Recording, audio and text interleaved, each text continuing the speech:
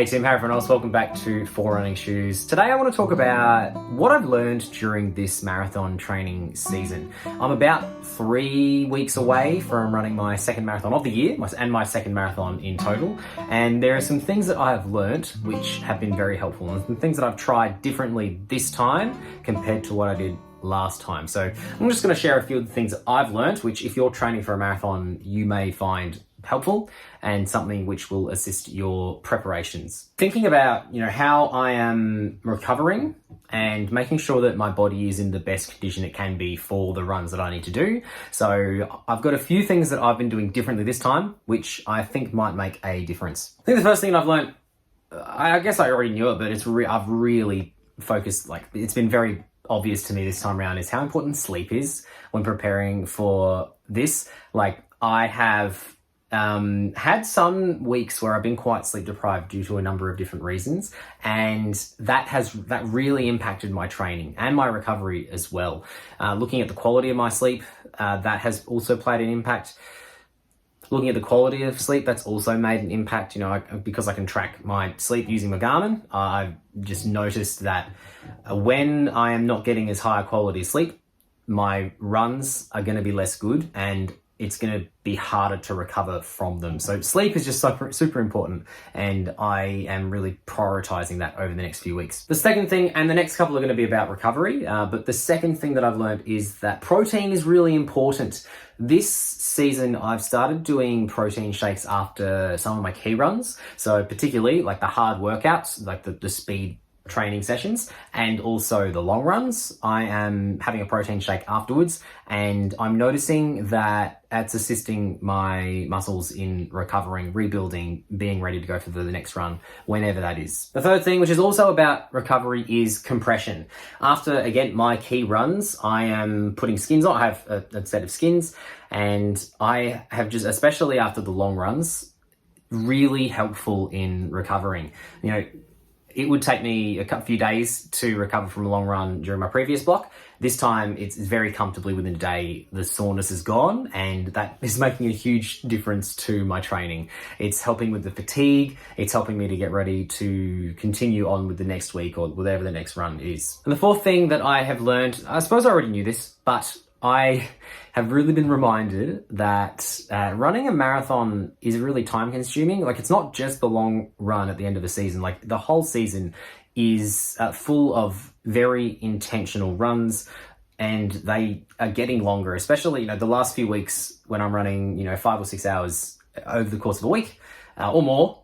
Some of these, it's really time consuming. During the off season where I'm running, 2 or 3 hours a week, to double that is actually quite challenging, and I'm just noticing that I found that difficult. But I'm looking forward to getting to the marathon, and after this week, it should get a little easier as I get into my taper. So they're the 4 things that I've learned. So we've got sleep is really important. Protein is great for recovery. Compression is also really good for recovery. And if you're going to train for a marathon, you need to be ready to put in the time, because it's surprising how much time it takes. And it's not just even the running time. There's the preparation, there's the meal prepping, there's making sure you're in bed on time, there's preparing for a particular run, packing whatever it is you need, making sure, if I'm running home from work, that I'm catching the bus. That takes extra time. It means that I need to make sure I've got all my gear, going through my checklists. It's a really time consuming process. But I suppose as well, one of the things that